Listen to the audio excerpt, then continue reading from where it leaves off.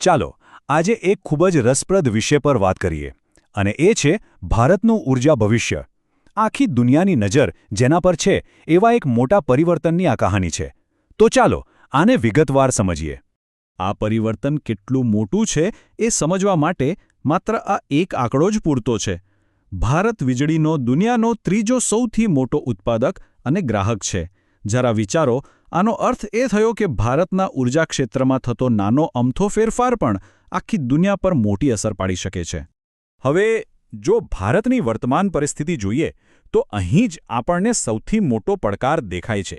દેશની લગભગ અડધી ઊર્જાની જરૂરિયાત આજે પણ કોલસાથી જ પૂરી થાય છે.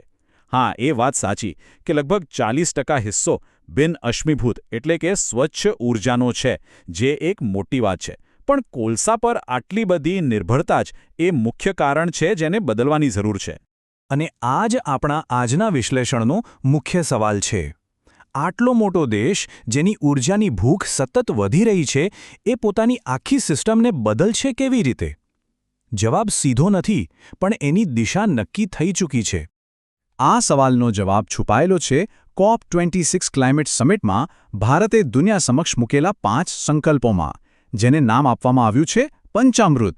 આ 5 સંકલ્પો જ ભારતના સ્વચ્છ ઊર્જા ભવિષ્યનો રોડમેપ છે. જુઓ, આ ખાલી આંકડા નથી, આ તો 5 મોટા વચનો છે. 2030 સુધીમાં 500 ગીગાવોટ વીજળી સ્વચ્છ સ્ત્રોતોમાંથી, એ જ વર્ષ સુધીમાં દેશની 50% જરૂરિયાત રિન્યુએબલ એનર્જીથી પૂરી કરવી અને કાર્બન ઉત્સર્જનમાં 1 અબજ ટનનો ધરખમ ઘટાડો. અને આ બધાનો અંતિમ અને સૌથી મોટો લક્ષ્ય છે 2070 સુધીમાં નેટ ઝીરો હાંસલ કરવાનો. તો સવાલ એ છે કે આટલી બધી સ્વચ્છ ઊર્જા આવશે ક્યાંથી? ચાલો હવે એ ટેકનોલોજી પર નજર કરીએ જે આ બદલાવને શક્ય બનાવી રહી છે. આમાં સૌથી મોટો હિસ્સો છે સૌર ઊર્જાનો. અને કેમ ના હોય, ભારતમાં વર્ષના લગભગ 300 દિવસ ભરપૂર તડકો મળે છે.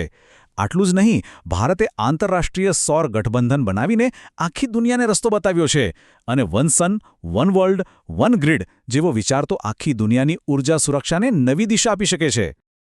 પણ વાત અહીં અટકતી નથી. સૌર અને પવન ઊર્જા સિવાય પણ ભારત એક એવા ઈંધણ પર દાવ લગાવી રહ્યું છે જેને ભવિષ્યનું ઈંધણ કહેવામાં આવે છે. તો આ ગ્રીન હાઇડ્રોજન છે શું? જુઓ, ગ્રીન હાઇડ્રોજનની સૌથી મોટી ખૂબી એ છે કે એને બનાવવાની પ્રક્રિયા જ સંપૂર્ણપણે સ્વચ્છ છે. સૌર કે પવન ઊર્જાનો ઉપયોગ કરીને પાણીમાંથી હાઇડ્રોજન અને ઓક્સિજન છૂટા પાડવામાં આવે છે. એટલે કે એને બનાવવામાં કોઈ પ્રદૂષણ નહીં અને એને બાળવાથી પણ માત્ર પાણી જ બને. ખરેખર કમાલની ટેકનોલોજી છે. અને આ ટેકનોલોજીને હકીકતમાં બદલવા માટે સરકારે નેશનલ ગ્રીન હાઇડ્રોજન મિશન શરૂ કર્યો છે. લગભગ 20,000 કરોડ રૂપિયાનું રોકાણ. આ કોઈ નાની વાત નથી. આનો હેતુ સ્પષ્ટ છે: ભારતને ગ્રીન હાઇડ્રોજનના ઉત્પાદન અને નિકાસનું ગ્લોબલ હબ બનાવવું. હવે આગળ વધીએ અને જોઈએ કે આ મોટા સપનાઓને સાકાર કરવા માટે જમીન પર કઈ યોજનાઓ કામ કરી રહી છે. આ એક વિચાર જ કેટલો ક્રાંતિકારી છે. PM કુસુમ યોજના હેઠળ ખેડૂતોને સોલર પંપ મળે છે, જેનાથી તેઓ પોતાની ખેતી તો કરે જ છે, પણ વધારાની વીજળી સીધી સરકારને વેચીને કમાણી પણ કરી શકે છે. એટલે કે દેશનો અન્નદાતા હવે ઊર્જાદાતા પણ બની રહ્યો છે. બીજી યોજનાઓ સીધી સામાન્ય માણસના ઘર સુધી પહોંચી રહી છે, જેમ કે PM સૂર્યઘર યોજના, જેનો ટાર્ગેટ 1 કરોડ ઘરો પર સોલાર પેનલ લગાવીને મફત વીજળી આપવાનો છે. તો બીજી તરફ સૌભાગ્ય જેવી યોજના એ સુનિશ્ચિત કરી રહી છે કે દેશનો કોઈ પણ ખૂણો વીજળી વગરનો ન રહે. આ બધી વાતોનું એક જીવંત ઉદાહરણ જોવું હોય તો આપણે ગુજરાત તરફ નજર કરવી પડે. ગુજરાત આજે રિન્યુએબલ એનર્જીના મામલે આખા દેશ માટે એક મોડેલ બની રહ્યું છે. ગુજરાતના કચ્છના રણમાં દુનિયાનો સૌથી મોટો રિન્યુએબલ એનર્જી પાર્ક બની રહ્યો છે.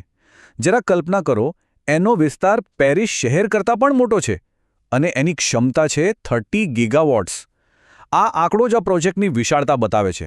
અને એટલું જ નહીં, ગુજરાતમાં આવેલું મોઢેરા ગામ તો દેશનું પહેલું એવું ગામ બન્યું છે જે 24 કલાક 7 દિવસ માત્ર અને માત્ર સૌર ઊર્જા પર ચાલે છે. દિવસ દરમિયાન પેદા થયેલી વીજળીને બેટરીમાં સ્ટોર કરીને રાત્રે પણ એનો ઉપયોગ કરવામાં આવે છે. આ એક પ્રતીક છે કે ભવિષ્ય કેવું હોઈ શકે છે. પણ આખી વાત એટલી સહેલી પણ નથી. આ સફરમાં અનેક મોટા પડકારો પણ છે. તો એ કયા મોટા અવરોધો છે જેનો ભારતે સામનો કરવો પડશે? જુઓ, પડકારો ખરેખર ગંભીર છે. એક તો વીજળી વેચતી સરકારી કંપનીઓ એટલે કે ડિસ્કોમ્સની આર્થિક હાલત બહુ સારી નથી. બીજું, ટ્રાન્સમિશનમાં થતું નુકસાન અને વીજળી ચોરી, જેના લીધે લગભગ 20% વીજળી લોકો સુધી પહોંચતી જ નથી. અને 24 કલાક સ્થિર વીજળી માટે આજે પણ કોલસા પર નિર્ભર રહેવું પડે છે, એ એક કડવી હકીકત છે. અને છેલ્લે, સોલાર અને પવન ઉર્જાને સ્ટોર કરવા માટે જે બેટરી જોઈએ એ ટેકનોલોજી મોંઘી છે અને આપણે એના માટે બીજા દેશો પર નિર્ભર છીએ. તો આ બધી બાબતો આપણને એ અંતિમ અને સૌથી અગત્યના સવાલ પર લાવીને મૂકે છે: શું ભારત એક તરફ પોતાની અર્થવ્યવસ્થાને ઝડપથી આગળ વધારી શકશે અને સાથે સાથે આ ઊર્જા ક્રાંતિ પણ લાવી શકશે? આ બંનેને એકસાથે સાધવા એ જ સૌથી મોટો પડકાર છે. અને ભારત એને કેવી રીતે પાર પાડે છે એના પર માત્ર ભારતનું જ નહીં, આખી દુનિયાનું ભવિષ્ય ટકેલું છે.